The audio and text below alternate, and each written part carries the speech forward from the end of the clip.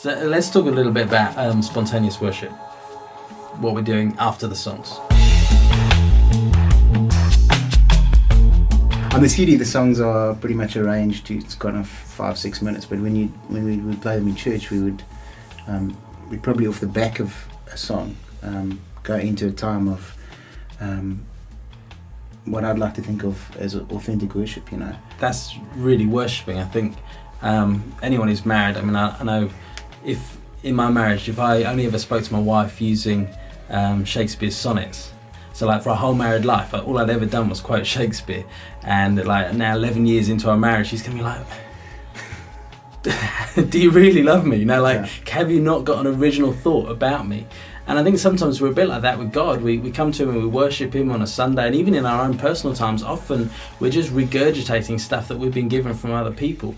And they may be great songs, and it's not that they're not good, but it's just that they're not personal. And I think for God, He wants to hear our heart. And sometimes it's not the most excellently eloquent, well expressed or artistically pleasing expression of worship, but it's authentic. It's what's really happening on our inside, and that's what He's looking for. That's what He wants. Also, I love songs where we are singing to God. You know, and that often happens when we just go into spontaneous worship. It's actually it's between you and God. You don't talk to God about someone else at those times, you know. I love what Mr. Edwards says, where it's she says, I don't want to talk about you like you're not in the room. I want to sing right to you. I want to be face to face with you, basically. And for me, like songs that are like that aren't just telling other people about God, although they have their place. Those songs that are face to face, those are the songs where just the people that you're leading are just engaged immediately. And I love those kind of songs. You know, there's just it's the difference between quoting a poem to your wife once every now and then over a dinner, and actually sitting down and telling her what you think of it. In a good way. Yeah. And it's the same with God. You know, we need to be just speaking from our heart to God in worship and singing from our heart to God. Yeah.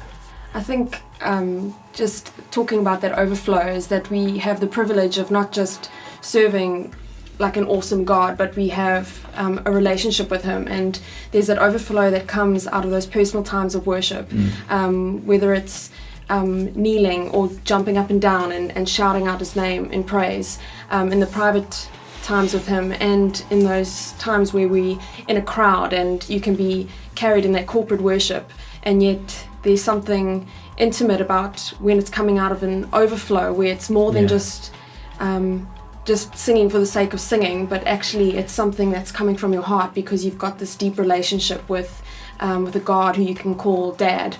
It's those incredible times where you do sing a spontaneous song, that it's not just to show like how you can sing a spontaneous song, but that it's a natural thing that comes out of a relationship with God.